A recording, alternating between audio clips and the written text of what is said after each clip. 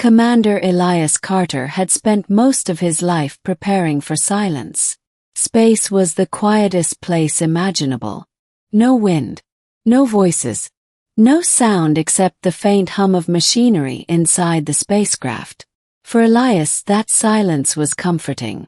It meant control, discipline, and focus, everything an astronaut needed. But on the 218th day of the Deep Space Mission Odyssey 7, something happened that broke the silence in a way he never expected. It started with a signal. Elias was floating in the observation module, staring at the endless stars beyond the glass dome. Their mission was simple: travel beyond Neptune, study unusual energy fluctuations detected near the Kuiper belt, and return with data. Except the readings had been getting stranger every day.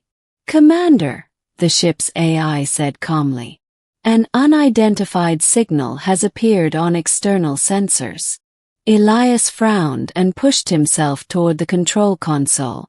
Source: unknown. Location: approximately 1.2 kilometers from the ship. "That's impossible," Elias muttered. "There's nothing out here." The screen showed something even stranger. The signal wasn't coming from a spacecraft. It looked organic, almost like a living energy signature. "Prepare an external scan," Elias said. But before the scan could finish, the sensors detected movement. Something was approaching the ship. Elias quickly activated the exterior cameras. The screen flickered for a moment, and then he saw her, floating in space. Not inside a ship. Not wearing a suit. Just floating. At first, Elias thought it was a glitch. His brain struggled to understand what he was seeing. A girl, maybe around 16 or 17, drifting slowly toward the Odyssey 7. Her long silver hair moved gently as if underwater, glowing faintly in the darkness. And her eyes, they shone like distant stars. Elias felt a chill. "That's impossible," he whispered. But she was real. She reached the hull of the spacecraft and gently touched the metal surface. Instantly, every alarm in the ship lit up. "Warning," the AI announced. "Unknown life form detected." Elias didn't know what he was doing, but instinct pushed him to open the airlock chamber. "Commander, this action is not recommended." "I know," Elias replied quietly. He sealed the inner door and opened the outer one. The girl drifted inside the chamber. For a moment nothing happened. Then the outer door closed, and the chamber began filling with air. Elias watched through the glass window, expecting the worst. But the girl simply stood there, perfectly calm. When the inner door opened, she stepped into the ship like someone walking into a room. Elias stared. You should be dead," he said. The girl tilted her head slightly, studying him with curiosity. Then she spoke. Her voice was soft and melodic. "I was looking for you." Elias froze. "For me?" She nodded. "Yes, Elias Carter." His heart skipped.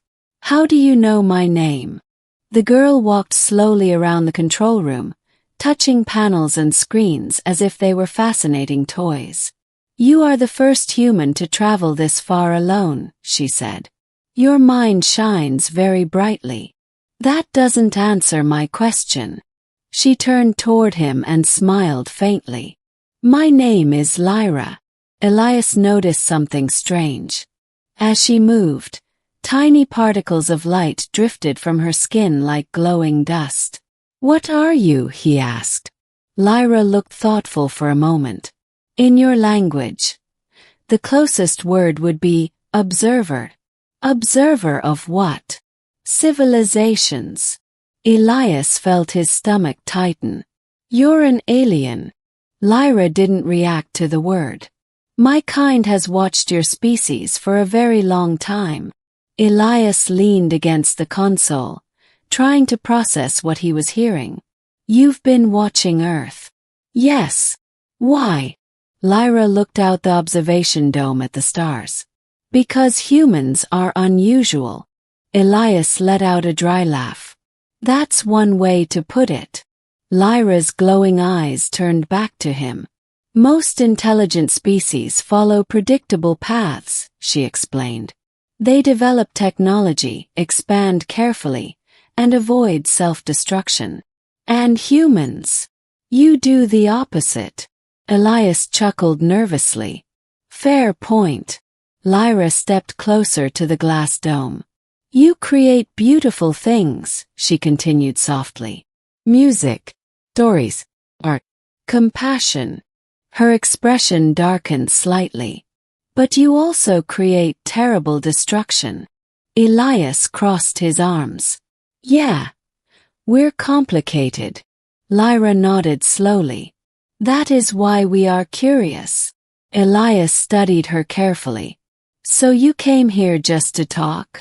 Not exactly. Then why? Lyra looked directly into his eyes.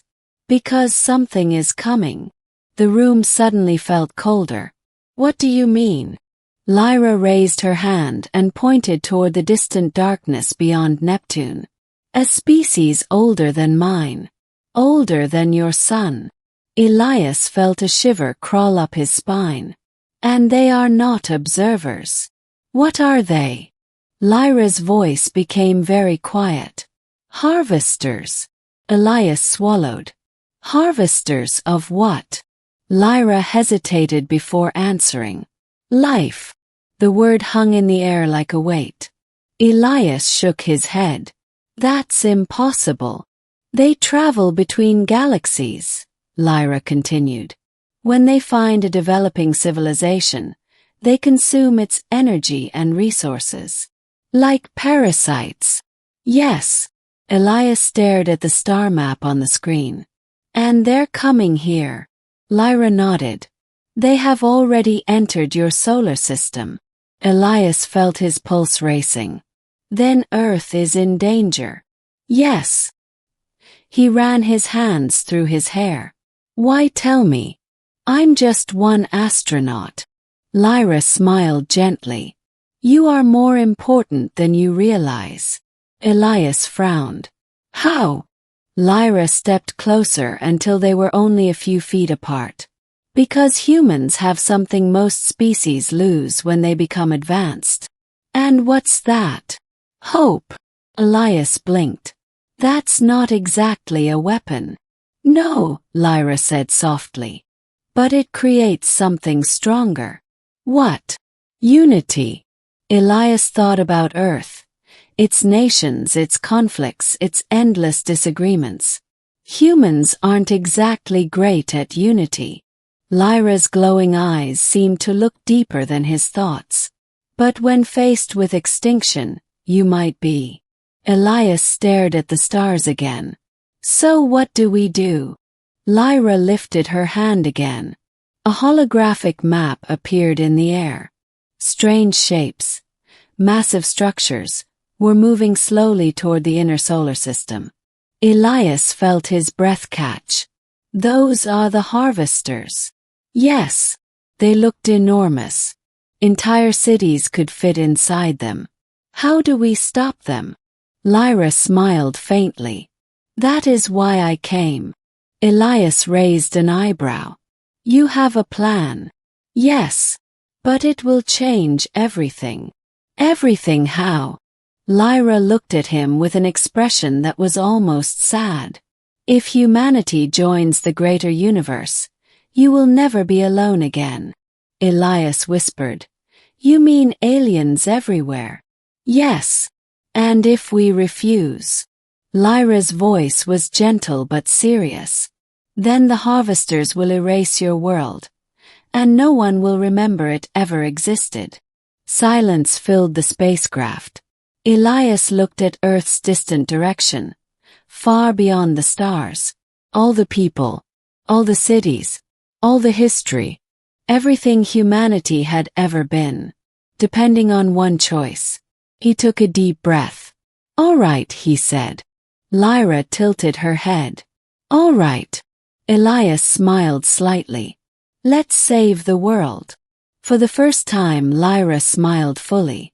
And somewhere in the darkness of space, the future of humanity quietly began to change.